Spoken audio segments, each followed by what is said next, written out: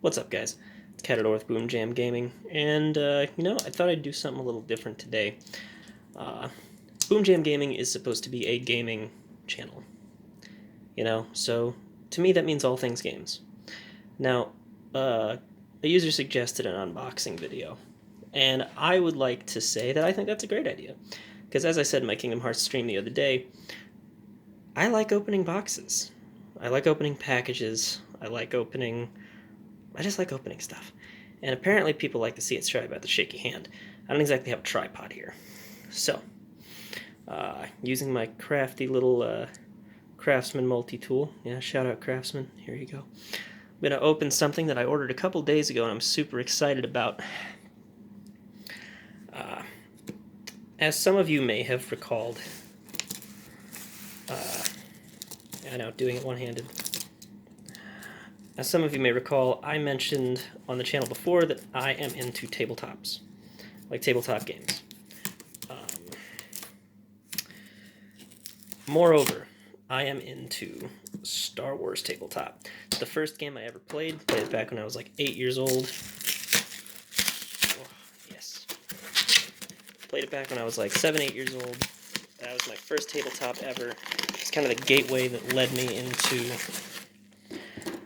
tabletop gaming like I do today. Like I do D&D every week now, pretty regularly with my friends, both here at home and the next town over. I live in a space where the towns are just close enough, but still kind of far away. I know, unprofessional. But gotta do this all in this one take. Alright. Now, with any luck, I won't have to censor out any mailing notices. Alright, I'm going to take a look at the invoice real quick over here. That's me? Alright.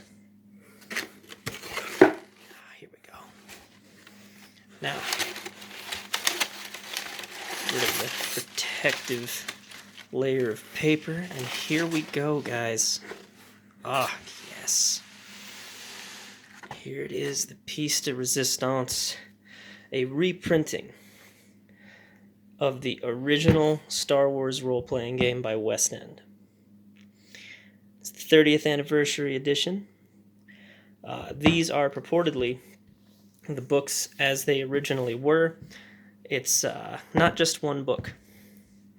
It's 2 books. It is the role-playing game, the rule book here, and the source book, which is sort of like a compendium of stats and also an encyclopedia of Star Wars stuff. Now, the thing most of you guys won't know, you see this, Fantasy Flight Games currently owns the copyright to Star Wars role-playing games, and West End is actually a dead publishing company. As a result, Fantasy Flight, being the people that own the copyright, can technically print this, because I believe they also bought the rights to do this. Well, I don't believe so. Obviously, if there could have been a challenge made, someone would have made it. So here's the thing about this. This game was like the first of its kind. It was made by West End after they made a Ghostbusters game. Yeah, that's right, there was Ghostbusters role-playing game. Now, doing this one-handed is... oh, so for any future unboxings, gonna need a tripod or something. It's like I'm super excited to have these books. Let's go ahead and toss the trash into the box there. Oh, look at this. So it's like a book cover, which is really funny. And here we go, the box. Look at it. So simple.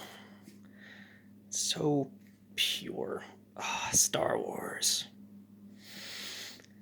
So, this game was such a big deal at the time that it came out that, well, one, it kind of saved what was, and some of you would be surprised to hear this, Star Wars was going through a tough time when this game came out. The movies were over, interest was lagging. They had a TV show in the works, Star Wars Ewoks, which was actually just canceled. doing this one-handed is so unsatisfying. Oh, if you could feel this book. There we go. All right. Oh, look at it. Forward. When did you become a Star Wars fan? Can be a hard question for fans of a certain age.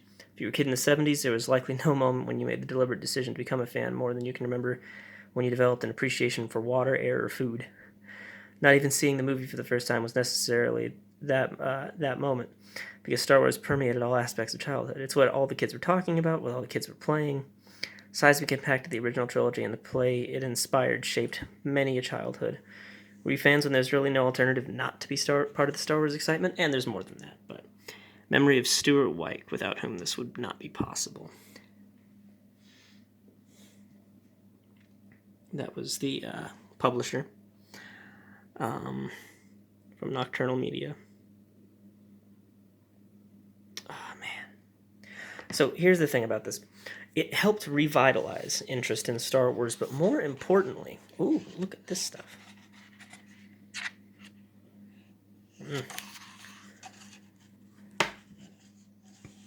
Let's see. Like I said, I believe this is the edition, the first edition, as it initially was. Second edition came out and changed a couple of things, and then revised and expanded. It was also second edition. So, but this is still serviceable. All the editions technically work with each other, as far as I'm aware. It's a D6 system, which means you roll a bunch of 6-sided dice, and you go from there. There's a whole chapter on the Force. It's not exactly what you think. And I know that this 30th edition also helped with, what do you call it? Also helped with organization a little bit. I heard that it was revamped just a little. I'm not 100% sure how, because I haven't gotten to take a look at it yet. So some of the book is written in universe, including like ads. Like for this. This is an ad for an astromech droid, like R2-D2. Here are 4-week Grand Galactic Tour. Look at that. An ad for an X-Wing. Look at all this. It's so great. Maps, adventure ideas.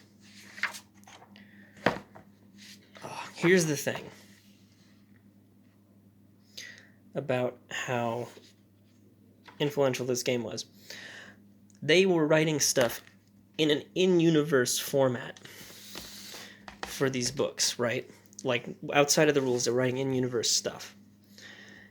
And the stuff that they wrote was so detailed that Lucasfilm essentially used it as a guide for their expanded universe, which was, at the time, canon.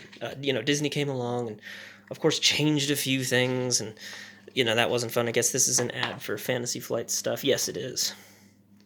Which I don't begrudge Fantasy Flight for, advertising their own stuff in a book that they own. I totally get it. But I've looked at the Fantasy Flight system, and I don't need it, because I have this. Like, I don't really need it. But this is what I was used to, and this is what I'd want to run, and what I'd want to play. Where was I? Right. Sorry, a little scattered here. I'm actually very excited about this book. So, the stuff that was written in these books was considered canon by Lucasfilm to a degree. If they wanted to contradict something later, they would. It's their stuff, they'll do that. But the in-universe stuff that they wrote, a lot of it became the basis for the Star Wars Expanded Universe, now known as Legends. And some of that stuff, even, is still canon today. When the Thrawn trilogy was initially written, pardon my grammar, they sent the writer a copy of this book and a copy of this book to help understand the universe as best he could, because this was the most in-depth exploration of the Star Wars universe that existed at the time. This was the Wikipedia of its day. And There are species whose names we only know because of these books. We didn't know what Ula's species was called.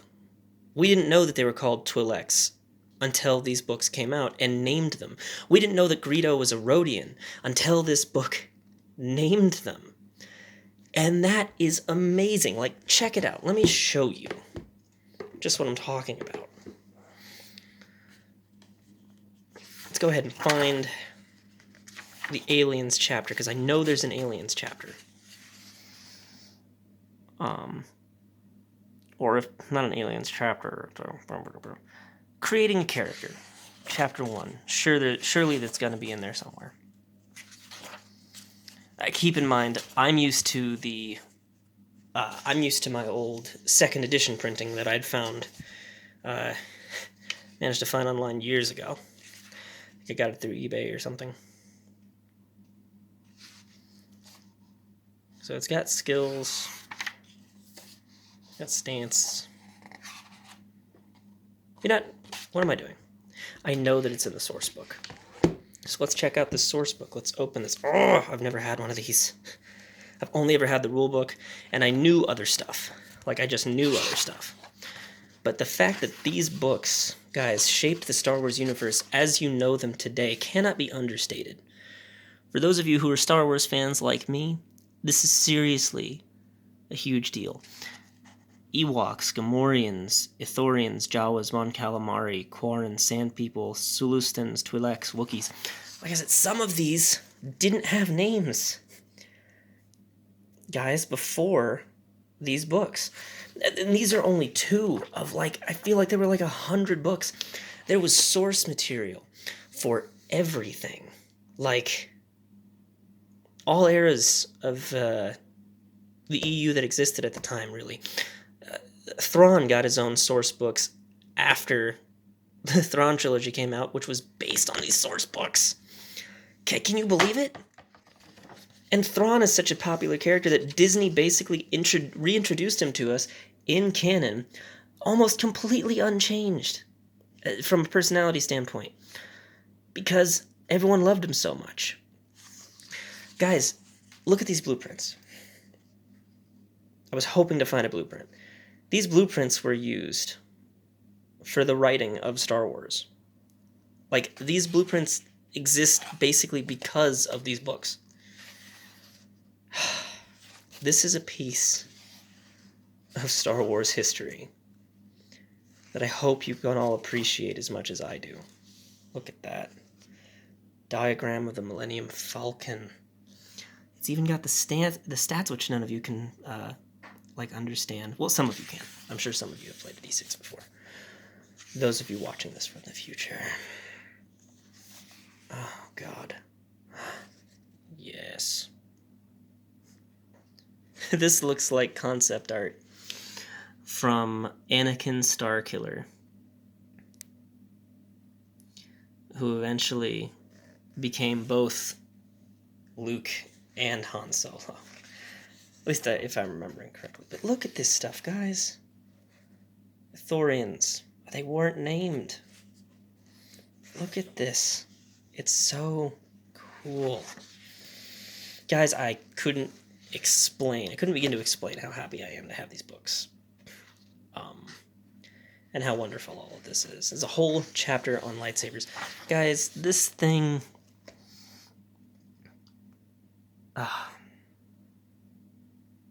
it's so great. I love it. So that was my unboxing video of these amazing Star Wars books. If you guys want me to go into more detail and really review the books as well, I know I gushed a whole lot and this was supposed to just be an unboxing. I will.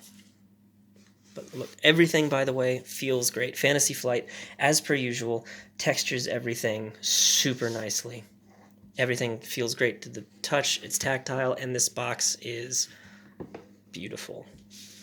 So that's all for today. I'll see you guys in the next stream. God, I hope you love this stuff as much as I do. See you later. BoomJamGaming out.